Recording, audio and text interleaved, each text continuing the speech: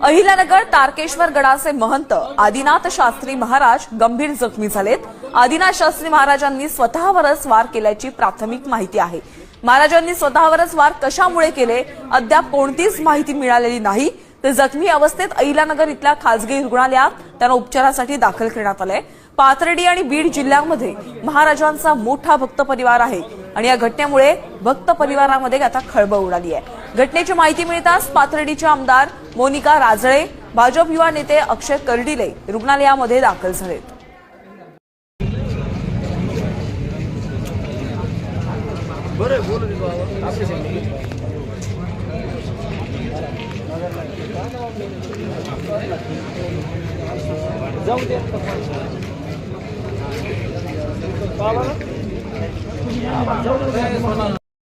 आपल्या महाराष्ट्राचं भूषण तारकेश्वर गडाचे महंत, आपल्या सर्वांचं प्रेरणास्थान, आमचे मार्गदर्शक आदरणीय परमपूजनीय आदिनाथ महाराज शास्त्रीजी यांना काही वेळापूर्वी आपल्या अहिल्यानगर शहरामध्ये लोटस हॉस्पिटल या ठिकाणी आणण्यात आणलं। त्यावेळी महाराज सर्वांसोबत बोलत होते। त्यांचा जय श्रीरामचा जाप देखील चालू होता। त्यानंतर इथं ऍडमिट करून आताच त्यांचं ऑपरेशन पार पडलंय। अतिशय यशस्वी ऑपरेशन झालेलं आहे। महाराजांची तब्येत देखील व्यवस्थित आहे, कुठल्याच प्रकारची काळजी करण्याचं कारण नाही।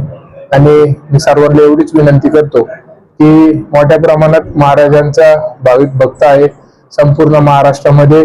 तर सर्वांना एक महाराजांची काळजी लागली आहे, तर सर्वांना एवढंच माझं सांगणं आहे की तब्येत व्यवस्थित आहे।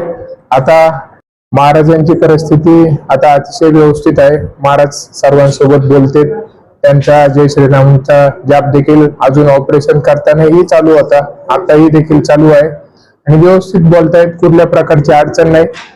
गेल्या काही वेळापासून आपल्या संपूर्ण महाराष्ट्रात महाराजांचे भाविक भक्त हे मोठ्या स्वरूपात आहेत, मानणारा वर्ग मोठा आहे।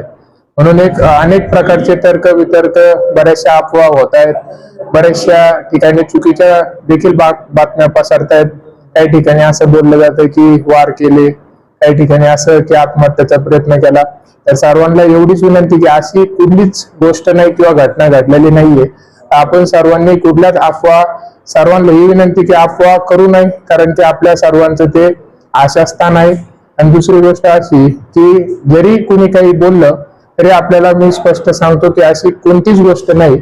आता अतिशय व्यवस्थित महाराजांची परिस्थिती आहे।